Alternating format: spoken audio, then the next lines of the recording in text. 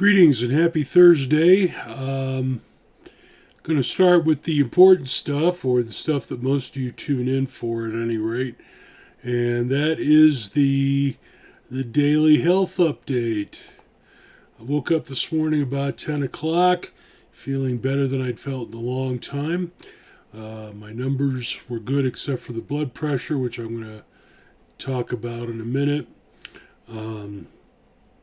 And best of all, the painful warm spot on the back of my left leg has died down to an annoying warm spot, which isn't very warm, which leads me to believe that the increased Levaquin dosage is doing what it's supposed to do. As far as the blood pressure goes, since I've been home and not in a hospital environment where the air is filtered 6 ways from Sunday, my allergies been bothering me. So I've been taking Claritin D again, but just every other day, because I notice if I take it every day, it makes me kind of soggy and hard to light for reasons I'm not exactly clear on. But that's okay. Every other day seems to do the trick. It's nice being able to breathe through my nose, and if that's the trade-off I got to make, slightly elevated blood pressure in return for being able to breathe, then so be it. I am, however, when my next disability paycheck rolls around, since I have to go down to Vegas for some appointments anyway, I'm going to stop by the Sam's Club and pick up some generic Claritin without the Sudafed, see if that works just as well. I kind of suspect it will, but that's what we do these things to find out. I was thinking about going out today. There was some stuff I wanted to pick up at the Raley's, none of which is particularly urgent except maybe for the eggs, but instead, I just decided to take it easy, let the body heal up some more, and just chill for the afternoon, which I did. I can always go out and deal with the groceries and the post office tomorrow, and do some laundry over the weekend, because I don't have to do any of that stuff right now.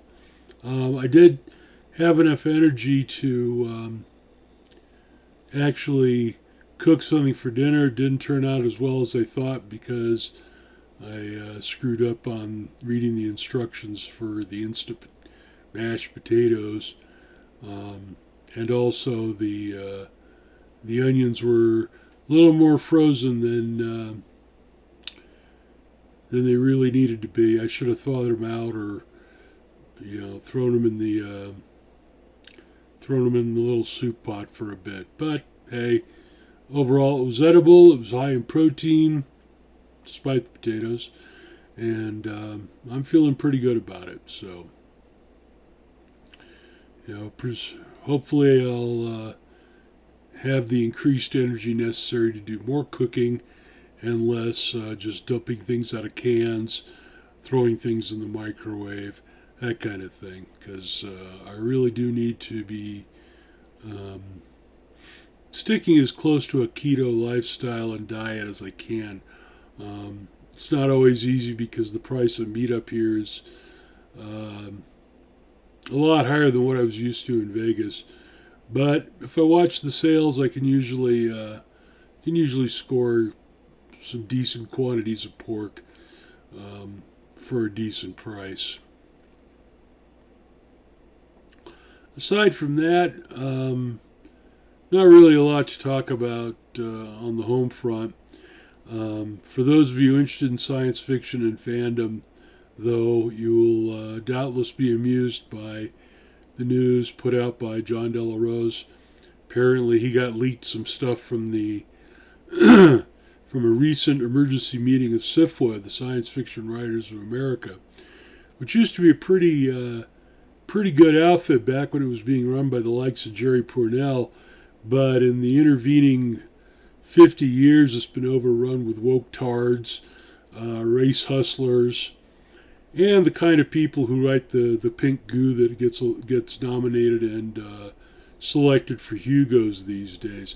I'm not going to say elected because after the whole sad puppies debacle at Sasquan, you couldn't convince me that the balloting for the Hugos is any less corrupt than, say, Fulton County, Georgia in 2020, Philadelphia in 2020, Detroit in 2020. You know, insert corrupt electoral machinery run by Democrats here. So anyway, apparently SFWA's membership is dwindling because they're not actually doing anything for their members besides collecting dues and pissing it away on statements supporting Black Lives Matter and critical race theory and all this other stuff that the average science fiction and fantasy fan in the street doesn't want to be bothered with. I'm sure there is a market for that, but I'm also sure it's a heck of a lot smaller than SFWA and its ignorant president, Mary Three Names, who once went off on Sarah Hoyt as a racist for calling Chi-Coms, well, Chi-Coms. She got dragged majorly for that piece of stupidity, but I don't think, judging from her subsequent actions, I don't think she's learned a damn thing. And it's not my problem, but I do enjoy pointing and laughing at the performative woke-tards who are doing their best to ruin my hobby and failing miserably. Which may not be very nice of me, but hey, I never claimed to be a nice guy, and in fact, on several occasions, I've had to correct people who thought I was. It is what it is, and I am what I am. So that's about all the news from Tonopah, where we're expecting some high winds tonight, maybe up to the 50-mile-an-hour range. Try to make it interesting for the folks who are driving semis out on US 6, which I'm not going anywhere near until this high wind thing is over, because I think I just barely have enough gas in the tank at this point to avoid being picked up and blown sideways. So I'd kind of like to avoid that for a while. Postscript. If any of you out there are considering having me do your taxes, I should be back in action on Saturday or Sunday. I'm planning on taking some time tomorrow to finish up the last of my training.